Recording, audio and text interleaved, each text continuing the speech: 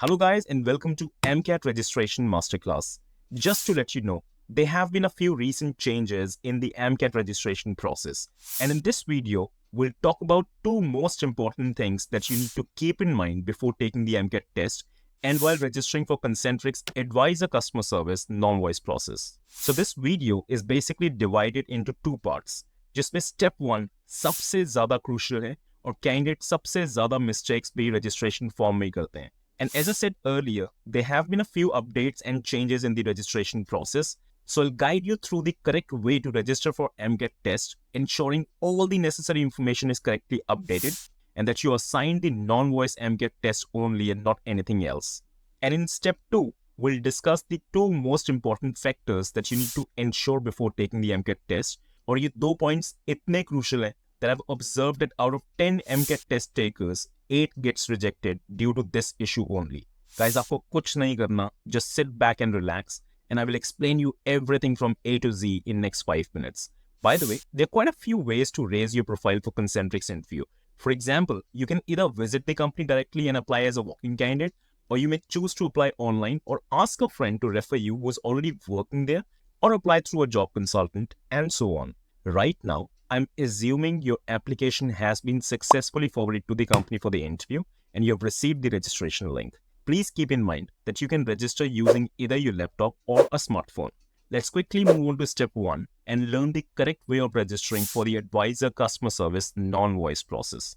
So the moment you click on the registration link, this is the kind of screen you will get where you're supposed to enter all the required information. Guys, remember, fields marked with an asterisk are mandatory. So start by entering your first name, middle name if you use one, and the last name. Then enter your mobile number, email address, and Aadhaar number. Guys, just make sure ये सारी information correct होनी चाहिए because all this information will be used for future communication. Means if you end up entering an incorrect mobile number, then you won't receive HR calls after clearing your AMCAT test. Similarly, if you enter an incorrect email address, then you won't receive the AMCAT test email or any other email from the company, as those emails will be sent to an incorrect email address. And guys, this rule applies to all other fields as well. Just remember, once the details are uploaded, they can't be changed or edited after submission. So ensure they are absolutely correct. Let's move ahead with the registration form. Likewise, fill in your father's name, complete address with city and state and the PIN code. Time to mention the details of the person who referred you for this job opening. Now you need to enter your education and work experience details. And guys, soon you will reach the point where you need to pay extra attention when selecting or entering details. When you click on process applied for, you will get 4 options: Advisor Customer Service non-voice, Advisor Customer Service voice, Advisor Technical Support non-voice, and Advisor Technical Support voice. Since you're applying for non-voice process, so you must select Advisor Customer Service non-voice. Guys, यहाँ पर कोई गलती नहीं होनी चाहिए. This has to be correct. Guys, another important field that you need to enter carefully is, have you ever worked in Concentrix while being employed by a vendor or a consultant? There are 2 options, yes or no. Please choose the option correctly. Guys, the next important field is, have you ever worked with Concentrix, IBM Daksh, Minax, Convergys, or WebHelp? If you have, then you must declare it right now before your interview process starts. Once you move forward, you will see a few terms and conditions. You must accept these terms and conditions, and on the bottom of the screen, you will get 2 options: Start Assessment Now or Start Assessment Later.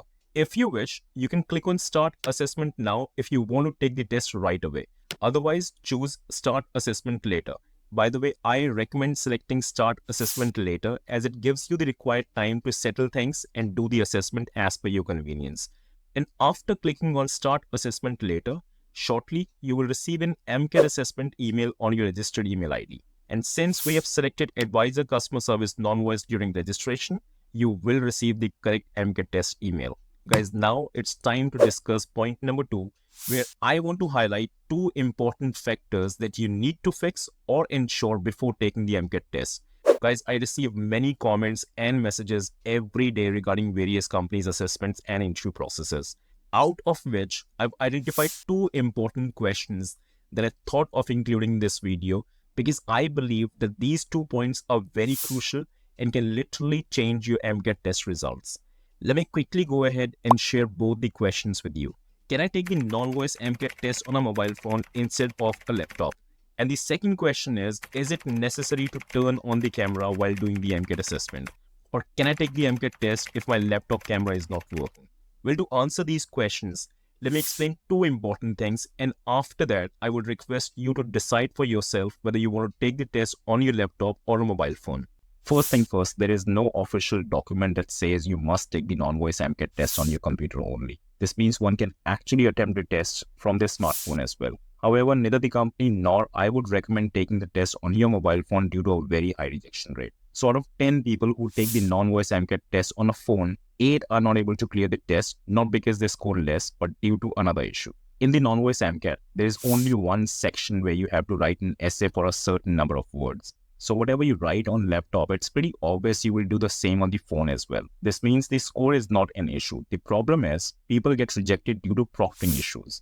Once you check my non-voice MCAT video, you will understand everything about the test guidelines and what all falls under proctoring rejection. But let me quickly explain one point to you about how proctoring is applied here. So according to the guidelines, if the test taker's face is covered or not clearly visible and the assessor cannot properly identify the person, then the test will be flagged as proctoring reject. So what basically happens is when you're typing quickly on your phone tends to shake a lot, causing your selfie camera to frequently go out of focus. As a result, the assessor only gets a partial view of your face, perhaps just your forehead or half of it along with the room's ceiling. On top of that, they cannot see your room's surroundings, leaving them uncertain whether you are alone and not seeking any external help from another person, device, or a book.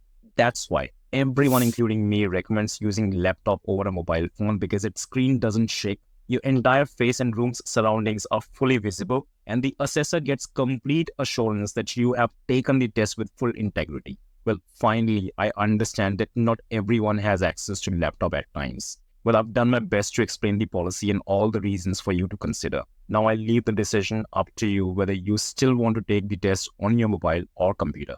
Our next question is, my laptop camera is not working. Can I still take the test? Unfortunately, you cannot take the test if your system camera is not working. Please note that without recording, the test won't start because it's a proctored test. And I've already covered all these points in my MCAT video, which you should definitely check out.